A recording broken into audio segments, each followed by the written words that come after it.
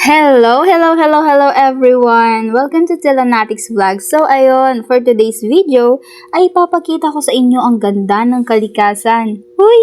Well, apaka-adventurous ko naman talaga kasi and mahilig ako sa mga travel, ganon. Kaya nga, waiting pa rin ako sa dawan ko. Yung tipong magra-rides kami papunta sa mga kilalang lugar, ganon. Huy, hindi! Pero wag muna ngayon mga mi. Sa ngayon, ang kasama ko muna ay ang aking best friend na unkabogable na walang iba kundi si Miss Alpha. So, ayun nga. Pumunta nga kami dito sa ipinagmamalaki ng Ramon na Magat Dam.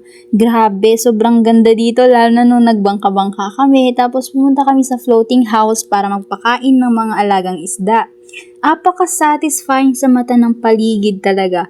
Lalo na pagsapit ng hapon, mga mi. Talaga namang napakaganda ng sunset dito at alam nyo naman love na love ko ang sunset as in. Kaya di ko talaga pinalampas ang moment na iyon. Habang pinapanood ko ang paglubog ng araw ay para bang nakalimutan ko lahat ng mga problema ko mga mi at it feels like an escape sa realidad habang pinagmamasdan ng ganda ng paligid. Hays, nagiging emotional naman yan siya.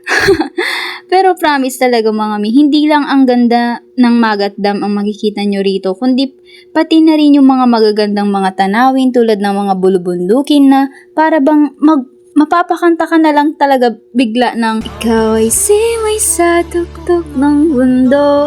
Eme!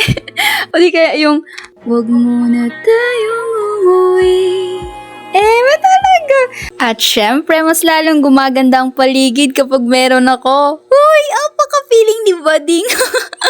Wait! There's more mga Mia. Hindi lang ang Magat Dam ang pinuntahan namin, kundi pati na rin ang sikat na Camp Vizcara. Grabe, mapapawaw ka talaga sa ganda nito at sa tunog ng tubig na umaagos. Like, wow na wow! Dito mo talaga mahanap ang tunay na peace of mind. At ayun na nga, sinubukan din namin yung ipinagmamalaki nilang hanging bridge.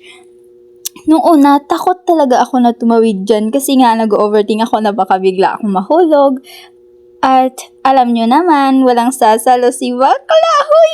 Pero grabe talaga ang adventure na to guys. Apakasaya lalo na kasama ko ang partner in crime ko.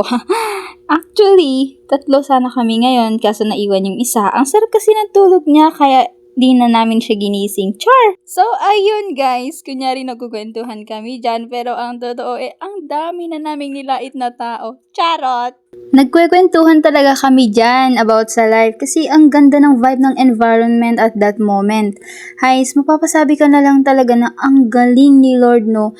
Gumawa siya ng mga bagay na makakapagpasaya sa'yo lalo na sa mga oras na down ka na. Lalo na kung gusto mong mag-unwind. Mapapa-thank you Lord ka na lang talaga kasi lumikha siya ng mga ganitong magagandang tanawin. Sa gitna ng ingay ng mundo, dito mo mahahanap ang kapayapaan na kailangan mo.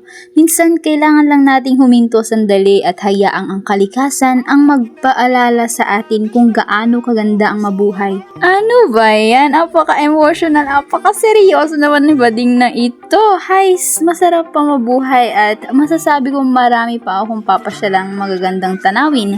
Because this is where I find peace and masaya ako sa ganun na ginagawa ko. I love traveling, I love adventure, you know.